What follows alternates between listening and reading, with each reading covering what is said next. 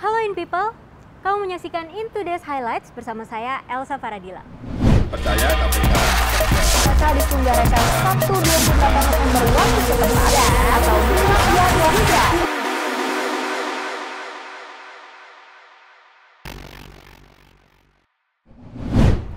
Di informasi pertama, pemerintah umumkan mutasi virus corona asal Inggris sudah masuk ke Indonesia. Hingga pekan ini sudah ada 2 kasus terdeteksi. Wakil Menteri Kesehatan Dante Saxono mengonfirmasi mutasi virus B117 yang pertama kali terdeteksi di Inggris kini ditemukan di Indonesia. Hal ini diumumkan Selasa kemarin. Di malam saya mendapatkan informasi bahwa dalam tepat satu tahun hari ini kita menemukan mutasi B117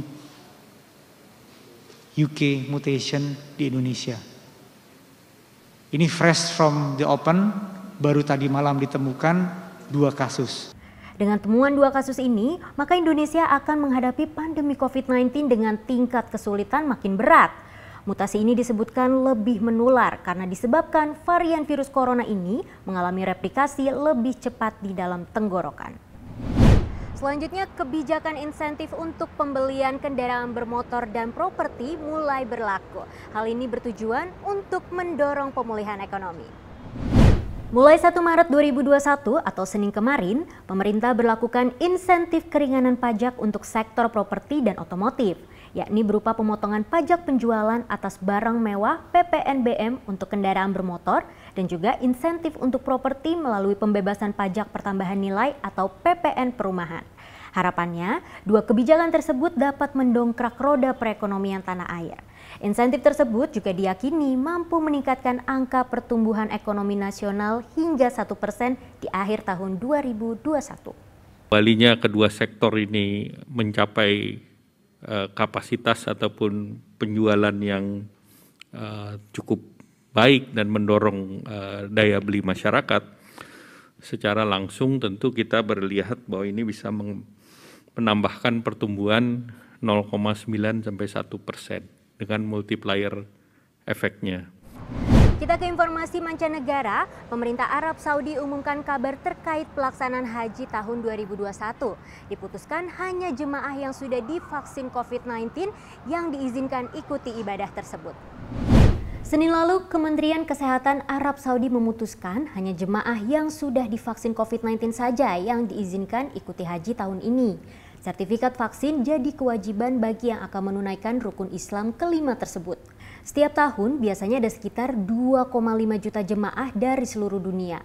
Namun dipastikan tahun ini pun angka tersebut bakal jauh berkurang. Sebelumnya di tahun 2020, Saudi memangkas jumlah jemaah menjadi sekitar 1.000 orang. Hal ini dilakukan agar mencegah penyebaran virus corona.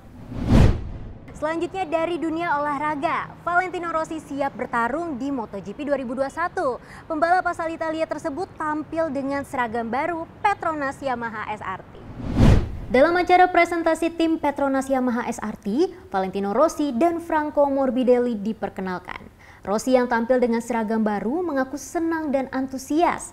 Ia pun termotivasi untuk menuai hasil terbaik di MotoGP musim ini. Di musim teranyar nanti, The Doctor bakal menunggangi Yamaha YZR M1 yang spesifikasinya sama dengan andalan Viñales. FYI nih In People, di tahun ini The Doctor terlempar ke tim satelit Yamaha karena posisinya di Monster Energy Yamaha direbut Fabio Quartararo. Dari dunia film, Disney dan Pixar baru-baru ini merilis trailer film animasi terbarunya. Berjudul Luca, film ini mengangkat kisah tentang persahabatan 2 monster yang seru dan mengharukan.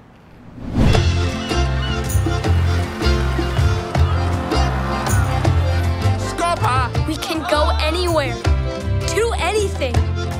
We just gotta stick together. We underdogs have to look out for each other, right? Underdog! Bagi penggemar animasi Disney dan Pixar, bersiaplah. Belum lama ini, rumah produksi tersebut merilis sebuah trailer karya terbarunya yang berjudul Luca. Film ini seolah mengajak penontonnya berpetualang di Riviera, Italia. Mengisahkan petualangan seru 2 sahabat, yakni Luca dan Alberto di musim panas. Namun situasi berubah tatkala rahasia mereka soal monster laut terungkap. Nah, in people, Luca hadirkan duet Jacob Tremblay dan Jack Dylan Grazier sebagai pengisi suara Luca dan Alberto. So, buat yang penasaran, in people harus agak bersabar nih, karena Luca baru bisa disaksikan pertengahan tahun alias bulan Juni 2021. Kembali ke tanah air, sebuah kabar mengejutkan datang dari aktris Wulan Guritno. Jalani bahtera rumah tangga selama 12 tahun, Wulan gugat cerai suaminya Adila Dimitri. In people, Wulan Guritno menggugat cerai suaminya Adila Dimitri setelah berkeluarga 12 tahun. Gugatan cerai tersebut terdaftar 25 Februari di Pengadilan Agama Jakarta Selatan. Dalam gugatan cerai, Humas Pengadilan Agama sebut Wulan dan Adila tinggal di alamat yang berbeda. Sidang perdana rencananya akan digelar Kamis 18 Maret 2021. Sebelumnya, Wulan Guritno dan Adila Dimitri menikah pada tahun 2009 silam. Pernikahan mereka pun telah dikaruniai 2 anak. Selanjutnya kami mau mengajak in people ke Sumatera Utara. Buat in people nih yang suka menghabiskan waktu di alam terbuka sambil menikmati keindahan Danau Toba, yang satu ini jangan sampai terlewatkan. Namanya The Caldera Toba Nomadic Escape. Namun sayang banget nih in people, informasi ini jadi penutup jumpa kita di Into Today's Highlights kali ini. Saya Elsa Faradila, in Today in People's Way. Bye!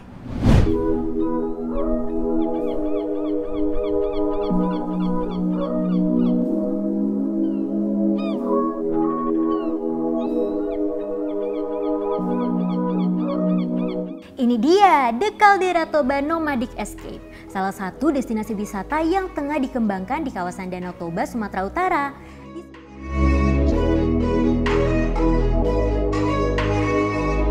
Dan tentu saja panorama Danau Toba dan Pulau Samosir yang indah jadi daya tariknya. Kece kan?